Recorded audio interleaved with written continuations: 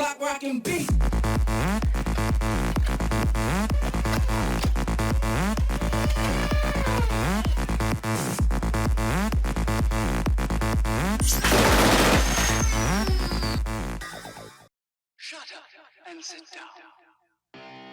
Bonjour tout le monde, ici Major Bourrasque pour l'Arsenal.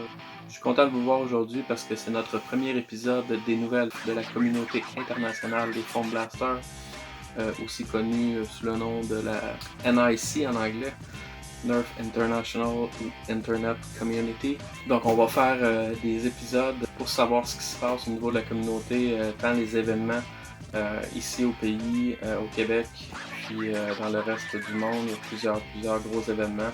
On va voir aussi au niveau du matériel, des suivis au niveau des compagnies, qu'est-ce qui va sortir, qu'est-ce qui s'en vient chez les grandes marques comme Dartzone ou Nerf ou Boss Bee, etc.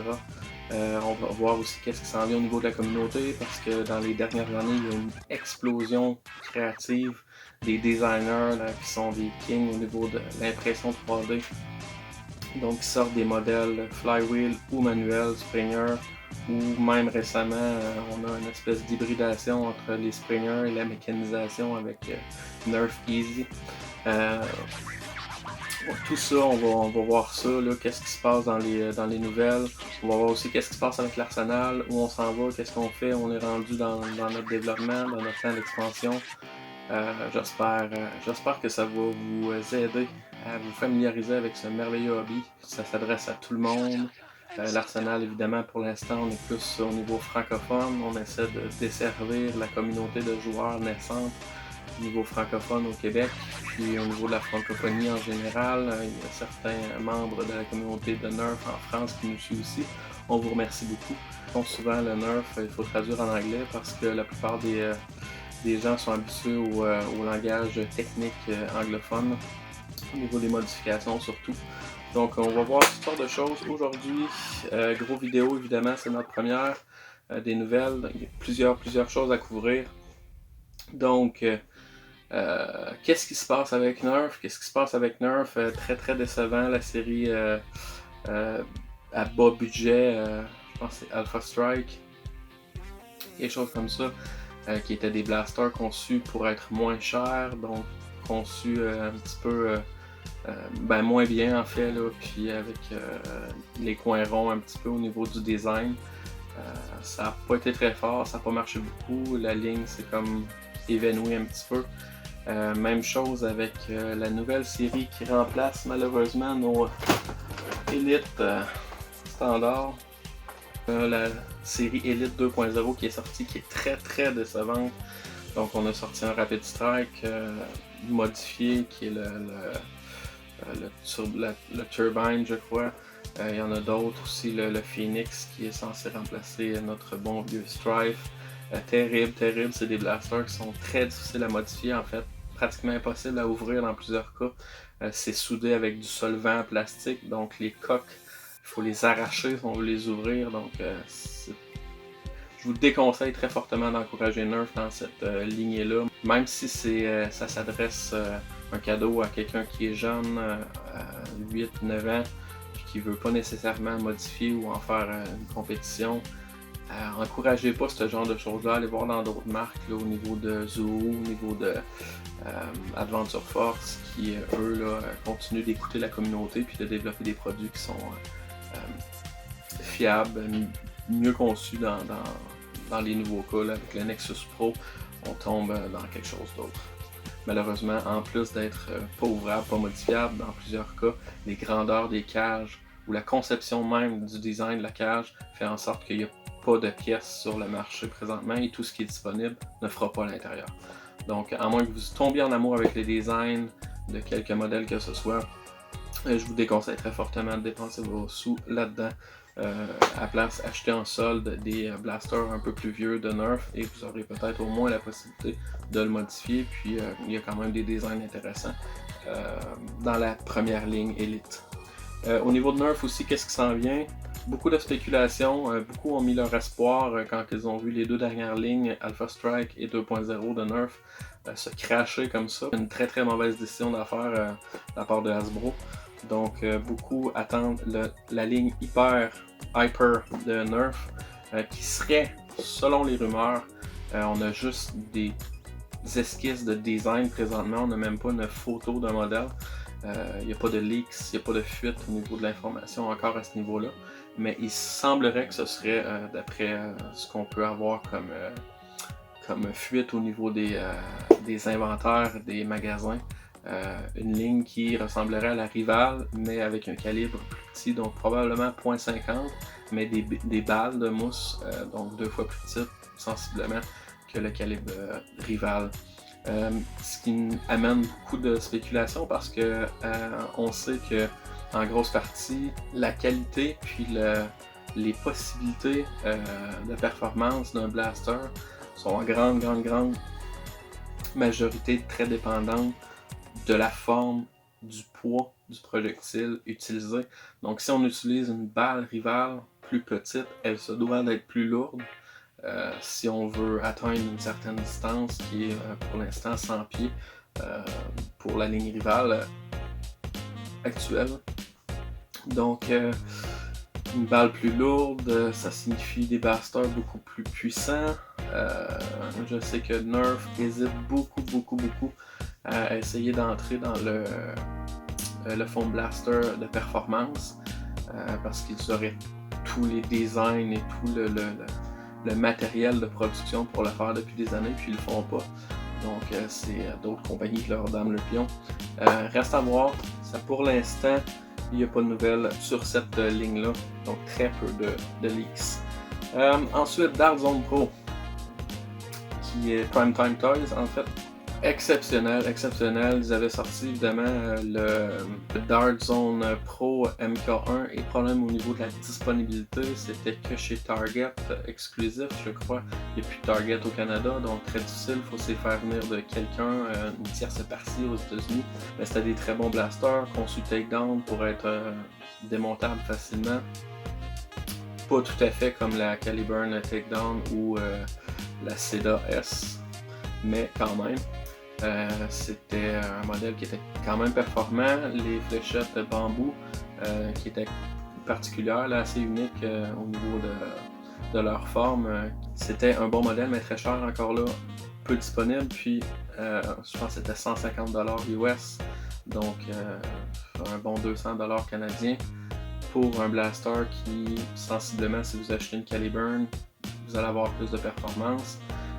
Donc ça n'a pas fait l'unanimité en fait. Là, il y avait beaucoup de points positifs au niveau du design, des poignées, les poignées antidérapantes, la crosse qui était fiable aussi comparé à d'autres modèles. Donc beaucoup de plus au niveau de ce modèle-là. Mais récemment, ils ont sorti le Nexus Pro qui va remplacer celui-là, qui est très abordable, 50$ US, donc possiblement autour de 70$ canadiens. Vous avez en partant un blaster qui fait 150 fps pieds par seconde, puis pour 50$ vous avez un adapteur pour les chargeurs Katana et Talon, puis même les hybrides là, imprimés 3D, là, certains modèles qui sont sortis. Vous avez aussi un chargeur pour les balles courtes, un chargeur pour les balles longues, compatible avec toutes les munitions pratiquement sur le marché. Bon, certaines ont peut-être plus de misère, là, comme les fléchettes à tête large, plus particulièrement. Je vous conseille de vous tenir à l'affût si vous en voulez un. Le modèle fait son entrée dans les grandes chaînes de magasins comme Walmart, donc va être disponible en beaucoup plus grande quantité. Puis on s'attend à en avoir ici au Canada. À l'Arsenal, c'est clair et certain qu'on va avoir plusieurs de ces modèles-là. Donc quelqu'un qui n'a pas beaucoup de sous, qui veut entrer dans le hobby, qui veut participer à des parties où ce serait où la limite de vélocité est de 150, donc ce qu'on appelle super stock, 150 fps pieds par seconde. C'est l'idéal, c'est pas cher, c'est très bien conçu, le design est exceptionnel, tout est là. Voilà, c'est le futur du Nerf, probablement que Hasbro va être détrôné par Dart Zone Pro cette année si ça continue. Surtout si la ligne Hyper est un flop, un troisième de suite, ça serait très lourd pour cette compagnie. Le débarquement 3 qui avait été cédulé pour l'été 2020 a été remis à l'année prochaine. On espère de tout cœur être capable de le faire. Évidemment, au terrain, on est très occupé au terrain de l'Arsenal Delta. On est toujours constamment en amélioration, mais aussi on est en train d'essayer de préparer les constructions, les préparatifs pour bâtir une maison adaptée à la perte d'autonomie pour moi et ma famille, et pour que ce soit plus facile aussi pour moi de réaliser l'événement, d'avoir l'énergie, la capacité de m'occuper de l'Arsenal, la capacité de m'occuper des événements en famille.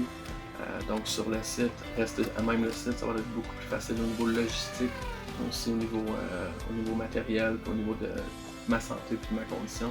Donc on travaille très fort, il va y avoir une maison adaptée, mais il va y avoir aussi le nouveau quartier général de l'Arsenal qui sera plus une pièce dans mon sous-sol, mais bien une mod shop, donc un atelier de modification pour les neuves réparations pour entretenir notre arsenal, l'arsenal qu'on prête gratuitement aux gens lorsqu'on fait des événements dans les écoles ou au terrain de l'Arsenal.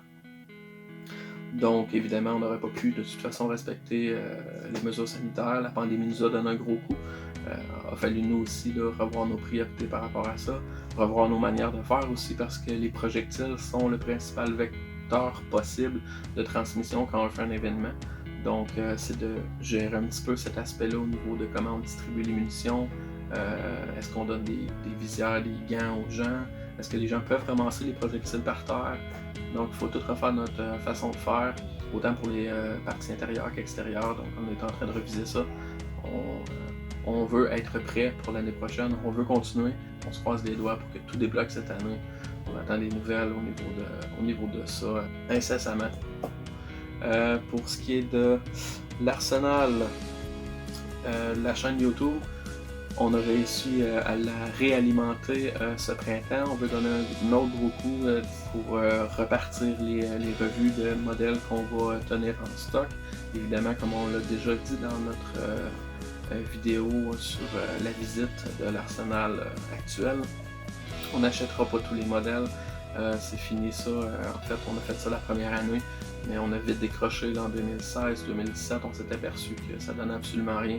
Il y a déjà des gens qui le font en anglais, pas souvent en français, mais ça n'a pas d'importance. Un modèle qui ne mérite pas d'avoir une revue, ça donne rien de l'acheter. On vous le fera savoir si certains modèles sont vraiment intéressants et se sortent du lot. On a des partenaires depuis le début qui se sont ajoutés au compte-gouttes. On a NF Strike, on a WorkerKit.com, on a 3D Printed Solid qui sont vraiment génial. Ils nous aident depuis quelques années à réaliser tout ce qu'on veut faire au niveau des modifications ici pour qu'on puisse prêter des modèles performants. Il y a aussi Out of Darts qui est un partenaire officiel depuis quelques années. Donc au niveau des pièces électroniques qui nous fournit tout ce qu'on a besoin, les moteurs et tout ça. On a aussi plus récemment Frontline Foam qui est un grand joueur en fait aux États-Unis au niveau de l'impression 3D. Lui prend tous les licences disponibles qui sont en open source, en source ouverte, pour les modèles 3D qui sont faits par les designers de la communauté, puis il renvoie des royautés en imprimant et en vendant ces blasters-là. Donc Frontline Foam qui a un large inventaire, qui est notre premier sponsor officiel en fait du débarquement. Donc on est vraiment content. Un gros merci à Derrickson qui nous a permis de développer ce partenariat qui va durer longtemps, j'espère. On va avoir beaucoup de blasters 3D dans la prochaine année au niveau des revues parce qu'ils sont beaucoup plus performants présentement que ce qui est disponible sur le marché, hormis ce fameux Nexus Pro de Darkzone. Ce qui m'amène au dernier segment. On a parlé beaucoup des modèles imprimés 3D. Ben, c'est pas pour rien. Non, c'est pas pour rien, parce que dans les dernières années, grâce au fait que la communauté Internet est très soudée dans ce hobby-là, ça n'a pris que quelques années avant que se crée tout un univers de créateurs, de designers, de fournisseurs de pièces, de performance. Donc tous ces gens-là s'échangent, surtout à l'aide des plateformes de création 3D comme GitHub et puis Thingiverse. À l'Arsenal, on a décidé d'embarquer dans ce mouvement-là un petit peu sur le tard parce qu'on voulait voir avant au niveau de la communauté en situation réelle dans les gros événements. Donc on voulait avoir un feedback des joueurs à savoir si ces modèles-là étaient viables. Donc, comme on peut le constater, lorsqu'on a décidé d'emboîter le pas, on a pris certains modèles qui se sont sortis du lot et on a embarqué là-dedans. On est très satisfait au niveau des springers, les tireurs d'élite, donc 200 fps et plus, et le brushless, les moteurs sans brosse. Donc au cours des prochains épisodes des nouvelles de l'Arsenal, on va revoir ici en revue rapide depuis 2017 les créateurs et leur design, leur blaster qui ont été éprouvés. Donc aujourd'hui, on va voir en premier lieu My 3D Base. Donc My 3D Base de Christian Zimmermann, qui a depuis quelques années sorti plusieurs modèles couvrant la plupart des munitions utilisées présentement, donc balles longues traditionnelles, les fléchettes courtes Stéphane, les balles rivales avec le NG3. Un modèle récemment, le NG4, qui est très très bien conçu, donc c'est très bien fait, des modèles appréciés, des modèles qui sont aussi abordables, tous des modèles LiPo, donc quand même assez performants, beaucoup plus performants que ce qu'on retrouve sur le marché. Son site est très bien détaillé, donc on fournit beaucoup d'informations et on peut le contacter si on veut des personnalisations au niveau de l'impression 3D. Donc tous les différents modèles que ce designer-là nous offre font environ de 100 à 150 fps. Semi-automatique et automatique selon le modèle varie de 70 à 340 $ canadiens. Donc ensuite, on a Orion Blaster qui récemment nous a sorti cette année, en 2020, un des blasters les plus compétitifs depuis la Caliburn. En fait, c'est pas mal dans la même catégorie. La configuration différente, c'est ball pop, donc le chargement derrière la poignée pistolet. Un modèle très très beau, très éprouvé, puis qui peut donner sensiblement les mêmes performances qu'une Caliburn à 200-300 fps. À l'Arsenal, on planifie en avoir quelques-uns. Ensuite, on a Mr. Heat Pants, Heat Hill aux États-Unis, donc MHP Arms, qui nous a sorti le MK8 Pigeon, le MK7, version précédente aussi. Très apprécié, on en a plusieurs à l'Arsenal, on en a fait une revue, on a plusieurs modèles. Il nous a sorti aussi le MHP15, pardon, MK2, donc qui est un des premiers blasters avec poussoir solénoïde. Des performances au-dessus de 150 fps, donc très bon modèle, très bien conçu, très apprécié aussi. Modèle automatique ou semi-automatique. Ensuite, on nous a présenté le MHP Turkey, donc qui est encore au stade de prototype. Peu de personnes l'ont eu présentement, comme vous pouvez le voir, il y a Valor qui en a fait un démo, qui est essentiellement un pistolet à chargeur katana, donc pas compatible talon. Ensuite, on nous a présenté le Magpie, qui est essentiellement un pistolet revolver avec un barillet qui est interchangeable, donc chargement de balles courtes. Essentiellement le même système Flywheel the World, même performance que le MK8 et d'autres équivalents. En terminant, je voudrais souligner l'importance de tous ceux qui s'impliquent de près ou de loin avec l'Arsenal. Depuis quelques années, on a des généreux participants, des supporters, des donateurs, des gens qui nous envoient du matériel ou de l'équipement de façon gratuite ou presque.